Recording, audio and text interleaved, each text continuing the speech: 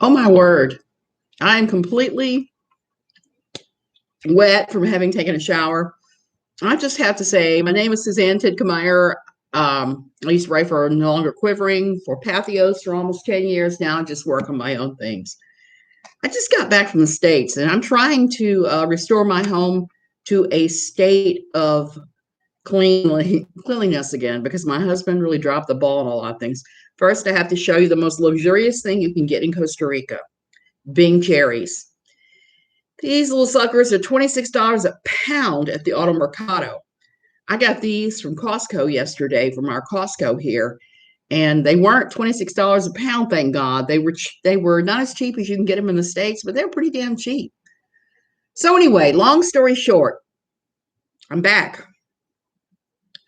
Even though I left my husband set up with every kind of vegetable in the world, chops that could have salads, I left the kitchen extremely clean. I left the bedding clean. I left everything clean. And I've come back to a hot mess. My father told me when I married him that he was the nutty professor type and I was always going to have to do something. And I said, oh, no, Dad, it's going to be perfect. It's going to be fine. Well, my father was right. I left the washer set so that all he had to do was put the clothes in, put the detergent in, and press the button. I can't tell you how much laundry I have to do. It's obscene. So anyway, I may not take the longest today, even though I do tend to ramble, and I have some rambles for you. Okay. Is anybody out there shocked that oh, and I have new Wi-Fi, so hopefully this will work. Is anybody else out there shocked that Todd Chrisley apparently really has sued without a crystal ball? Apparently, he's claiming yesterday in one of his live streams that he had her served with papers for a defamation of character lawsuit. Todd has been threatening this for years, at least 2 years, maybe even farther back than that. She has been on his radar ever since her days at Pathos. He may have a problem proving that she defamed him at Pathos because, like I said, Pathos pulled all of her content down immediately, which I thought was really strange. I've only seen that one other person I've known of, and they also had drama. All my content's up. You can search it. It's all up. The only thing they took down was my goodbye post because that's the way they wanted it.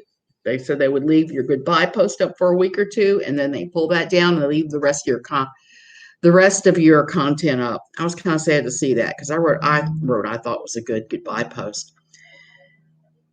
So what has she said about Chrisley through the years? I really haven't paid much mind to it. I don't engage with her. I don't read her content. I rarely read her content after she switched to gossip. I just don't know what she said about him. The only thing I can remember is some aspersions on his sexuality, which is not cool. I don't care if the person is 8 or 80. That's never cool to speculate on if someone is gay or whatever. And I understand that was a lot of what she was saying about him. And she was friends with his daughter, Lindsay, and said all kinds of stuff to Lindsay and obtained Family Feud kind of stuff.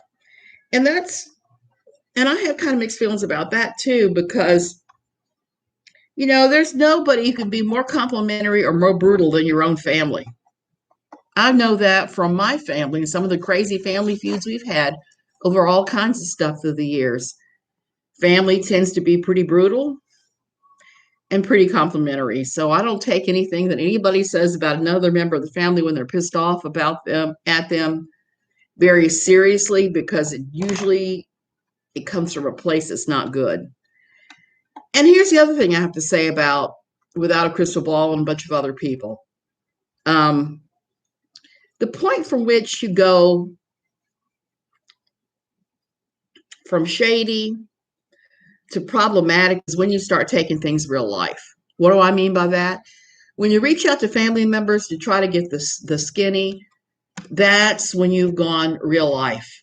Going real life is it can be a crazy thing. I have a friend right now who's dealing with the real life consequences of their spouse being being tapped to testify in a infamous trial and not testifying, and then after the trial, all the paperwork involving the trial, including I just got out of the shower, including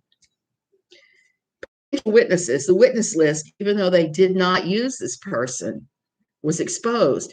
And now it looks like they've been swatted.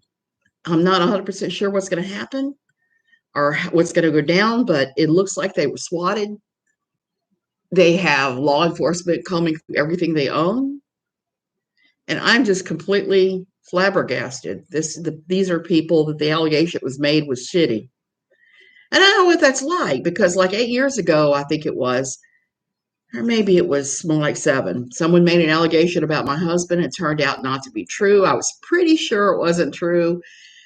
But as I told another friend of mine, I'm having the same problems. Okay, if I get disconnected from you guys, I'm going to come back with a second scream, and I may do that right now because I see that my chat's not working, which tells me that now this company and their fiber optics is effing up. Okay, let me close this out and go back. I'm sorry, I'm addicted.